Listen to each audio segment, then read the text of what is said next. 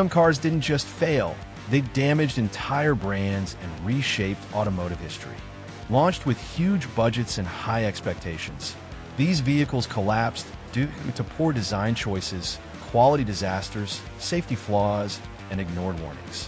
What followed were public outrage, financial losses, lawsuits, and even the downfall of legendary manufacturers. From mocked styling to fatal engineering mistakes, each car became a symbol of what happens when ambition outweighs judgment. This isn't just a list of bad vehicles. It's a collection of cautionary tales proving that a single wrong decision can turn innovation into disaster and success into failure. Number 10. The Cadillac Cimarron 1982 to 1988 is often cited as one of the most infamous examples of badge engineering gone wrong. Cadillac, aiming to compete with smaller European luxury sedans, rushed to introduce a compact, entry-level luxury car to attract new buyers. Instead of developing a unique platform, they essentially rebadged the Chevrolet Cavalier, giving it minor cosmetic upgrades, slightly better interiors, and a higher price tag. The result was a car that looked like a Cadillac on the outside, but performed, felt, and drove like a standard economy car. Loyal Cadillac customers were offended by the lack of traditional luxury, while potential buyers of European imports saw little reason to choose a compromised American alternative. Its weak engine performance, cheap-feeling interior, and uninspired handling made it a disappointment in every sense. The Cimarron not only sold poorly, but also tarnished Cadillac's reputation, serving as a lasting lesson on the dangers of trying to sell a luxury image without substance. Number 9. The Hummer H2 2002 to 2009 was launched as the ultimate symbol of excess and rugged luxury, appealing to buyers who wanted a military-style SUV with commanding presence. It was big, bold, and undeniably attention-grabbing, but its size and design came at a massive cost. With an enormous fuel appetite, averaging barely 10 to 12 miles per gallon, the H2 quickly became a poster child for environmental criticism. Its interior, while marketed as luxurious, often felt cheap compared to the price tag, and the ride quality suffered under its heavy frame. Practicality was almost non-existent. Maneuvering in cities was difficult, parking a nightmare, and daily usability limited. As fuel prices rose and public sentiment shifted toward efficiency and sustainability, demand plummeted. Combined with GM's financial struggles during the 2008 economic downturn, the H2 became one of the early casualties of the company's collapse, remembered more for excess than innovation. Number 8. The Reliant Robin 1973 to 2002 is one of the most infamous cars in automotive history, both loved and ridiculed. Its defining feature, a three-wheel design with a single wheel at the front, gave it a quirky charm, but also made it notoriously unstable on sharp turns or sudden maneuvers. The car had a very high tendency to tip over, earning it a reputation for being one of the most accident-prone vehicles on the road. Despite this, it enjoyed a cult following in the UK, partly because it qualified for lower taxes and insurance costs as a three-wheeler, which made it an economical choice for budget-conscious drivers. The car's failure wasn't due to poor sales. People bought it for practicality. Instead, it failed in terms of safety, reliability, and credibility as a serious car.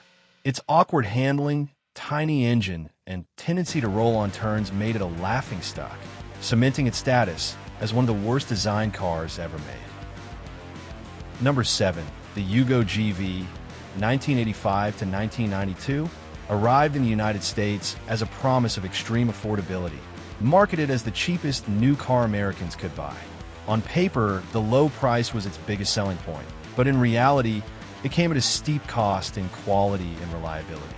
The car suffered from chronic mechanical problems, including engine failures, transmission issues, and electrical gremlins, making it notorious for breaking down shortly after purchase. Its build quality was laughably poor. Panels didn't fit properly, rust spread quickly, and parts were flimsy and prone to failure. Performance was underwhelming, with a weak engine that struggled on highways and poor handling that made driving stressful. American consumers quickly realized that saving money up front meant paying far more in repairs and frustration. The Yugo's inability to meet basic standards turned it into a punchline and a cautionary tale, symbolizing how extreme cost-cutting and rush production can destroy a car's reputation. Number 6, the Ford Pinto, 1971 to 1980, stands as one of the most infamous automotive failures, not because it didn't sell, but because of how disastrously it failed ethically and safely. Designed in a rush to compete with small Japanese imports, the Pinto was developed in just 25 months, far shorter than industry standards. This haste led to a critical flaw. The fuel tank was positioned dangerously close to the rear axle. In rear-end collisions, even at low speeds, the tank could rupture and ignite, causing deadly fires. What truly sealed the Pinto's fate was the discovery of internal Ford documents revealing that executives had calculated it would be cheaper to pay lawsuit settlements than to redesign the car. When this information became public, outrage exploded. Despite strong sales, the Pinto became a symbol of corporate negligence, triggering recalls, lawsuits, and long-term damage to Ford's reputation.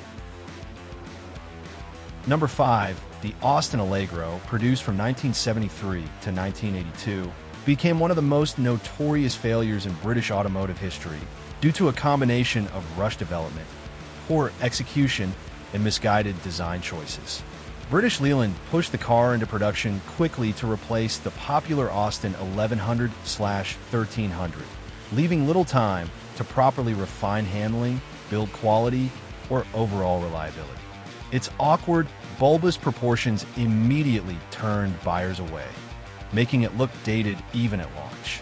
The situation worsened with the infamous square Cordic steering wheel, intended to improve legroom, but widely mocked as uncomfortable and impractical. Underneath, the Allegro suffered from weak suspension tuning, inconsistent braking, and frequent mechanical problems. Quality control issues were rampant, reflecting British Leyland's wider labor disputes and financial instability. Instead of strengthening the brand, the Allegro eroded consumer trust, became a favorite target of motoring journalists, and symbolized the decline of Britain's once proud mass-market car industry. Number 4, the Chevrolet Vega launched in 1971 as General Motors' bold answer to the growing demand for small, fuel-efficient cars. At first, it seemed like a success story. The Vega was stylish, affordable, and even won Motor Trend Car of the Year, raising expectations sky high. However, that praise quickly turned into embarrassment. The car's all-aluminum engine suffered from serious design flaws, including poor cooling and weak cylinder walls, which led to excessive oil consumption, overheating, and frequent engine failures. On top of that, aggressive cost-cutting resulted in thin body panels and inadequate rust protection, causing many Vegas to corrode badly within just a few years. Quality control issues plagued early models, and GM was slow to acknowledge or fix the problems, frustrating owners and damaging trust. As reliability complaints mounted, the Vega's reputation collapsed. What was meant to showcase GM's engineering innovation instead became a textbook example of rush development, poor testing, and corporate complacency, turning early success into one of the company's most infamous failures.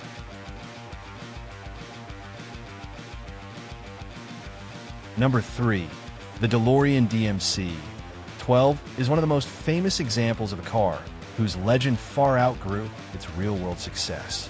When it launched in 1981, its stainless steel body, gull-wing doors, and futuristic image promised a revolutionary sports car. In reality, the DMC-12 failed on several critical fronts. Its Peugeot and Volvo V6 engine produced modest power, resulting in slow acceleration that disappointed buyers expecting true sports car performance. Build quality was another major issue, as many early cars suffered from poor panel fit, electrical faults, and mechanical problems due to rush production. Compounding these issues was its high price, which placed it against far more capable competitors from Porsche and Corvette. Sales quickly collapsed as the car failed to meet expectations. Financial mismanagement, production delays, and the company's mounting debt pushed DeLorean Motor Company into bankruptcy in 1982 after producing only about 9,000 cars.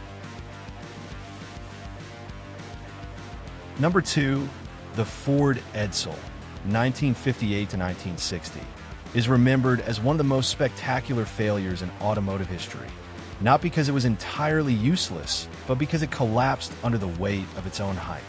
Ford invested over $400 million, an enormous sum at the time, backed by one of the most aggressive marketing campaigns the industry had ever seen. The problem was that expectations were set unrealistically high. When the car finally launched, buyers were underwhelmed.